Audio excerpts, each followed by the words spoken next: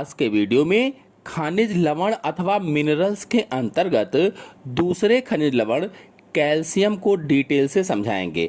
पिछले वीडियो में मैंने आप लोगों को पहले खनिज लवण लोहा या आयरन को डिटेल से समझाया था, अर्थात लोहा या आयरन क्या होता है, उसके स्रोत क्या होते हैं, मतलब वो कहाँ कहाँ से प्राप्त होता है, आयरन का उपयोग क्या है हमारे शरीर में, उसकी मात्रा कितनी लेनी चाहिए, अगर आयरन की हमारे शरीर में कमी हो जाए तो क्या क्या रोग हो सकते हैं, इन सब चीज़ों को पिछले वीडियो में समझाया था। अगर आप लोग वो वीडियो नहीं देखे हैं तो जाकर के देख सकते हैं।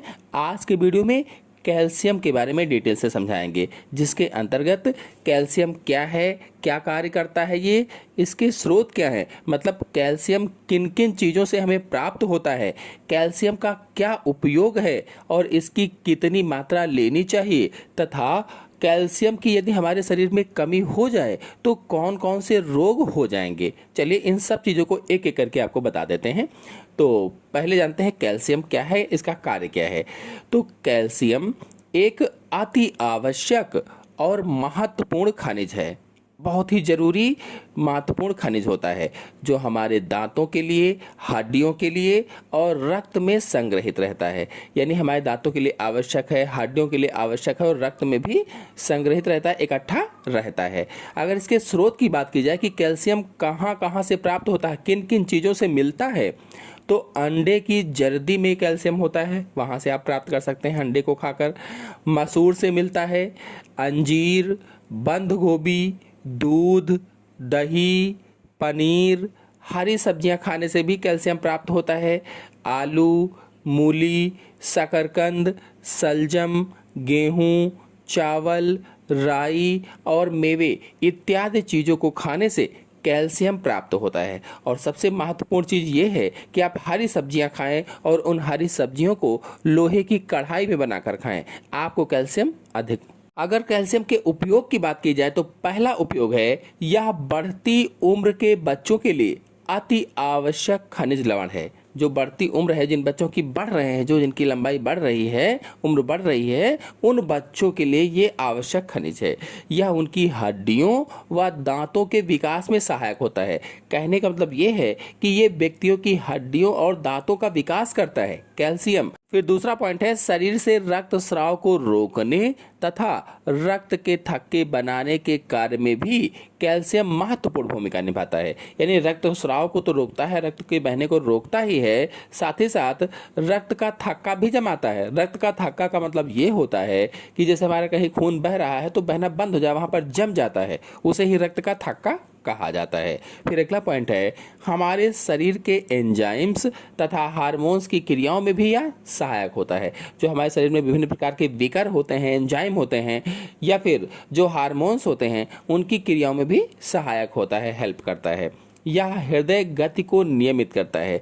जो हृदय की गति होती है, पल्स रेट होती है, उसको भी नियमित करता है और मांसपेशियों को क्रियाशील बनाता है, काम करने लायक बनाता है। फिर अगला पॉइंट है, गर्भवती महिलाओं के गर्भ में पल रहे भ्रूण के विकास के लिए, जो गर्भवती महिलाएं होती हैं, उनके गर्भ में जो भ्रूण पल रहा होता है, शिशु पल रहा होता है, उसके विकास के लिए भी आवश्यक है और उनके लिए कैल्शियम लेना अति आवश्यक भी होता है। फिर अगला है, यह हमारे स्नायु तंत्र को स्वस्थ रखता है, जो हमारा स्नायु तंत्र है उसको भी हेल्दी रखता है। आपको बता दें कि कैल्शियम की कितनी मात्रा चाहिए हमें, तो खाद्य पदार्थों और पेय पदार्थों से कैल्शियम का औसत दैनिक सेवन 20 वर्ष और उससे अधिक उम्र के पुरुषों के लिए 1083 मिलीग्राम और महिलाओं के लिए 842 मिलीग्राम आवश्यकता होती है। अगर इससे कम उम्र के बच्चों को देखा जाए तो प्रतिदिन 1 ग्राम कैल्शियम की आवश्यकता होती है। यानी कि अगर 20 वर्ष से कम उम्र के बच्चों को देखा जाए तो प्रतिदिन 1 ग्राम कैल्शियम की आवश्यकता होती है।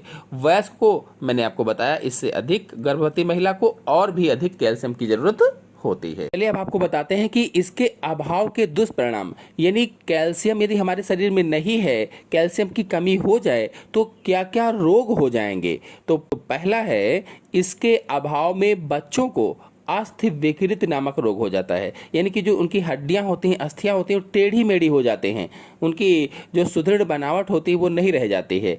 फिर दूसरा है, इसका अभाव दमा, तथा चर्म रोगों का कारण भी बनता है। अगर कैल्शियम की कमी है शरीर में तो दमा भी हो सकता है या चर्म रोग भी बन सकता है। फिर अगला पॉइंट है, इसके अभाव में स्नायु तंत्र भी दक्षता से कार्य नहीं कर पाता। जो हमारा स्नायु तंत्र है वो सही से कार्य नहीं कर पाता है।